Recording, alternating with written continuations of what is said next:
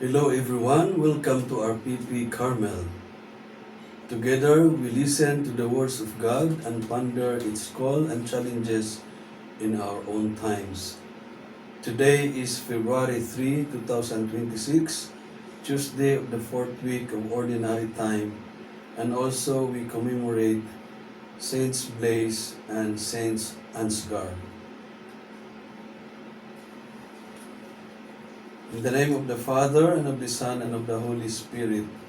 Amen. Our first reading taken from the second book of Samuel, chapter 18, verses 9 to 10 and 14. Absalom unexpectedly came up against David's servants. He was mounted on a mule, and the mule passed under the branches of a large terebinth. His hair caught fast in the tree. He hung between heaven and earth. While the mule he had been riding ran off, someone saw this and reported to Joab that he had seen Absalom hanging from a terebinth. And taking 3 pikes in hand, he thrust for the heart of Absalom, still hanging from the tree alive. Now David was sitting between the 2 gates, and a lookout went up to the roof of the gate above the city wall, where he looked about, saw a man running all alone. The lookout shouted to inform the king, who said, "If he is alone, he has good news to report." The king said, "Step aside and remain in attendance here." So he stepped aside and remained there. When the Cushite messenger came in, he said, "Let my lord the king receive the good news that this day the Lord has taken your part, freeing you from the grasp of all that rebelled against you." But the king asked the Cushite, "Is young Absalom safe?" The Cushite replied, "May the enemies of my lord the king and all who rebel against you with evil intent be as that young man." The king was shaken and went up to the room over the city gate to weep. He said as he wept, "My son Absalom, my son Absalom, Absalom, if only I had died instead of you. Absalom, my son, my son." Joab was told that the king was weeping and mourning for Absalom, and that day's victory was turned into mourning for the whole army when they heard that the king was grieving for his son.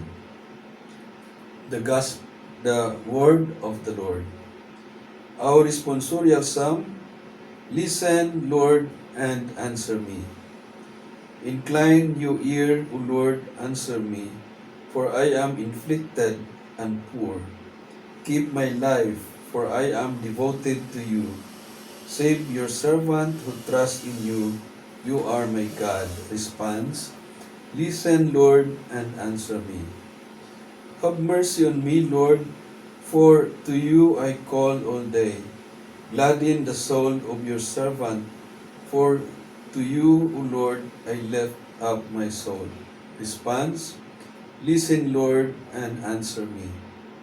For you, O Lord, are good and forgiving, abounding in kindness to all who call upon you. Hearken, O Lord, to my prayer, and attend to the sound of my pleading. Response: Listen, Lord, and answer me. Alleluia, Alleluia, Christ took away our infirmities and borne our diseases. Alleluia, Alleluia. The Lord be with you. Proclamation of the Holy Gospel according to Mark.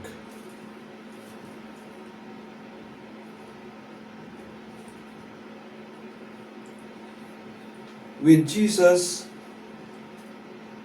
had crossed again in the boat to the other side, A large crowd gathered around him, and he stayed close to the sea.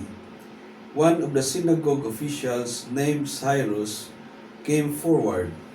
Seeing him, he fell at his feet and pleaded earnestly with him, saying, "My daughter is at the point of death. Please come lay your hands on her, that she may get well and alive." He went off with him, and a large crowd followed him. There was a woman afflicted with hemorrhages for 12 years. She had suffered greatly at the hands of many doctors and had spent all that she had. Yet she was not helped, but only grew worse. She had heard about Jesus and came up behind him in the crowd and touched his cloak.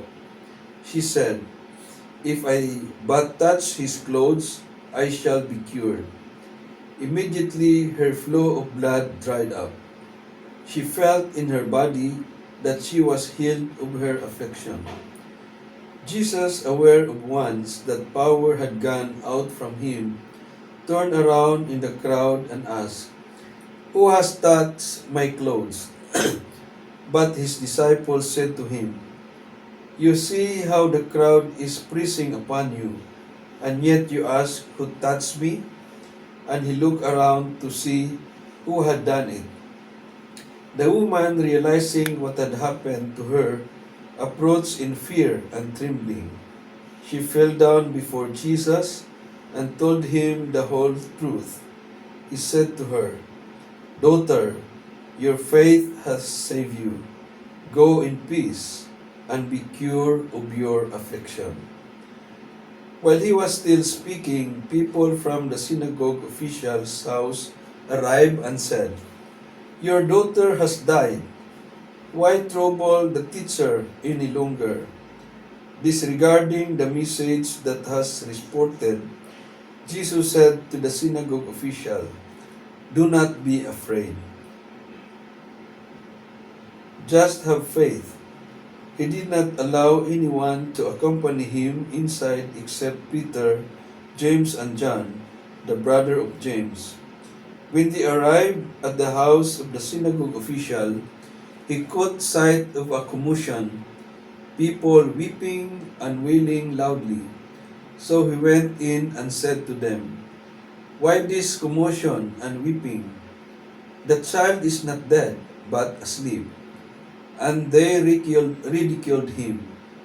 Then he put them all out.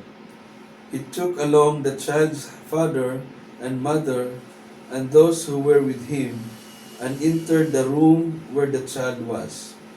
He took the child by the hand and said to her, "Talitha cum," which means, "Little girl, I say to you, arise." The girl, a child of 12, rose immediately and walked around. At that, they were utterly astounded. He gave strict orders that no one should know this, and said that she should be given something to eat.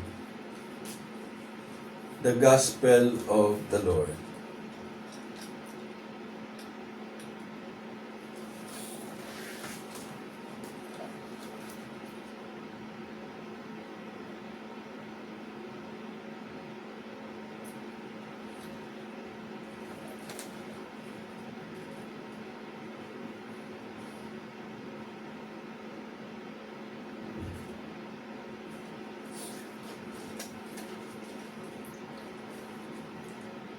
Our reflections for today.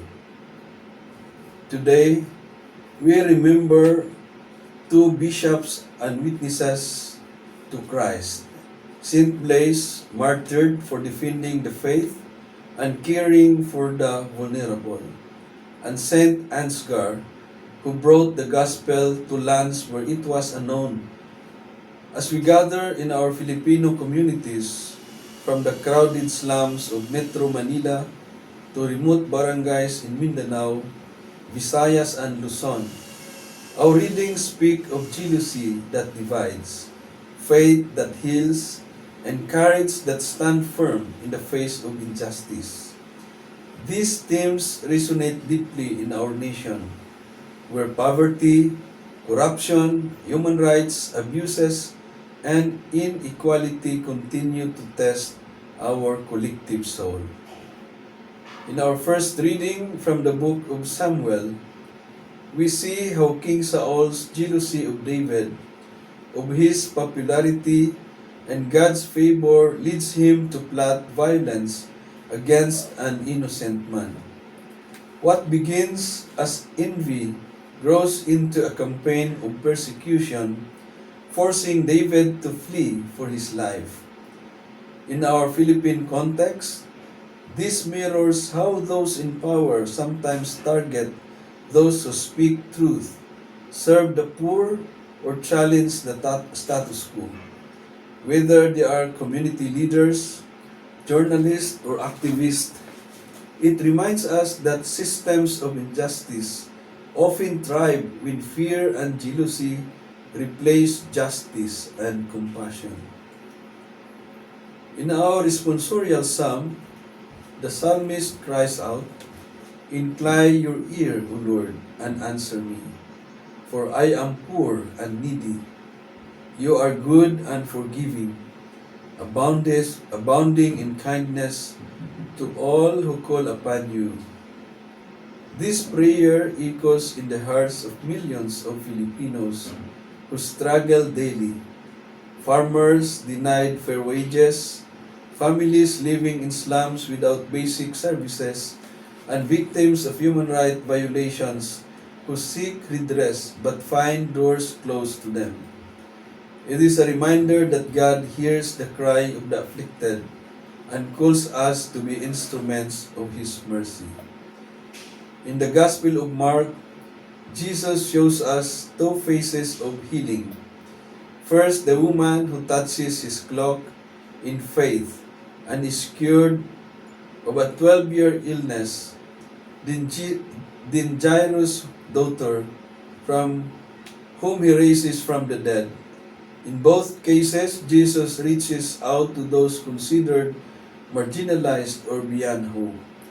He does not turn away because of their social status or the impossibility of their situation. Instead, He calls us to have faith that can move mountains. Reflection for our Philippine context. On poverty, the woman with the hemorrhage and Jairus' daughter represent the millions of Filipinos trapped in cycles of poverty. Those who cannot afford proper health care, whose children go to school hungry, or who lose loved ones because they cannot access basic services.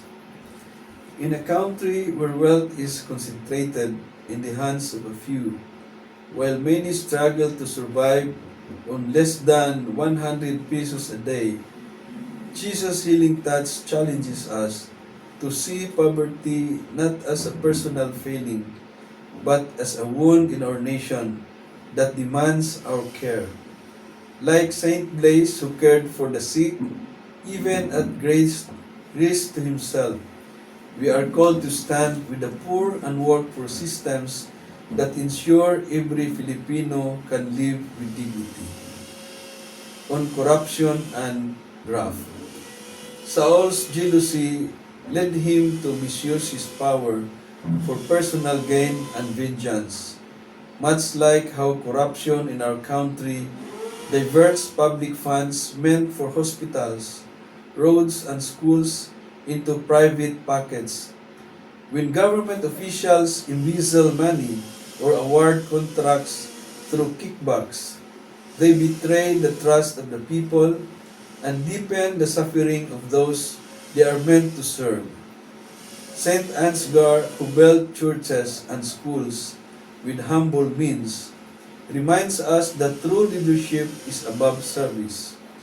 We are called to reject corruption in all its forms, demand accountability from our leaders, and build a culture where honesty is valued above wealth or power. On human rights violations. David's plight from Saul's persecution mirrors the experiences of many Filipinos today. Farmers and indigenous peoples displaced from their lands, activists threatened for speaking out, and ordinary citizens caught in the crossfire or conflict or abuse of power. Saint Blaise chose to die rather than abandon his flock or compromise his values. He calls us to have the courage to defend human dignity even when it is difficult or dangerous.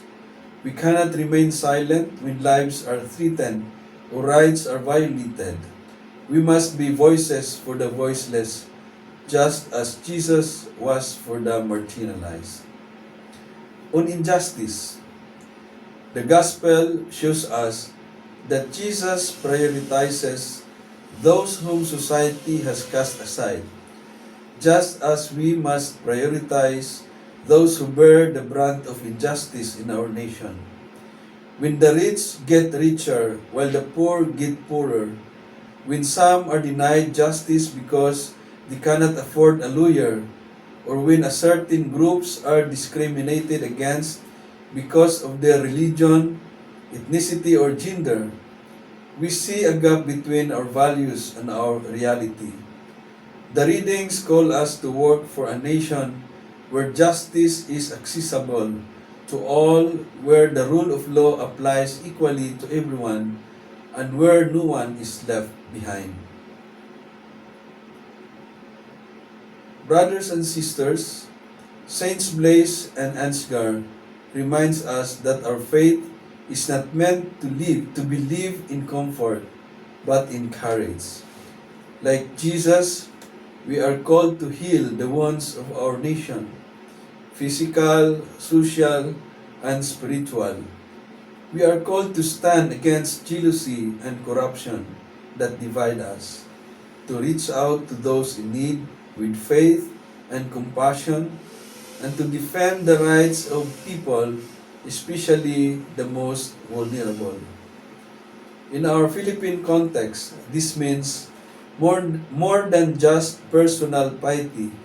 It means acting to change systems that perpetuate poverty and injustice. It means speaking truth to power, supporting those who work for change, and living in a way that reflects the love of justice of Christ.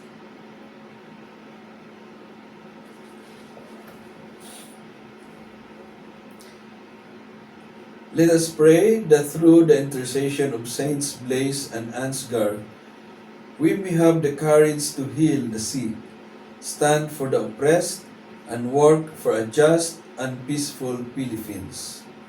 May we be witnesses to Christ's love in mercy in every corner of our land, bringing hope to the poor, integrity to our institutions, and dignity to all people. In the name of the Father, and of the Son, and of the Holy Spirit. Amen.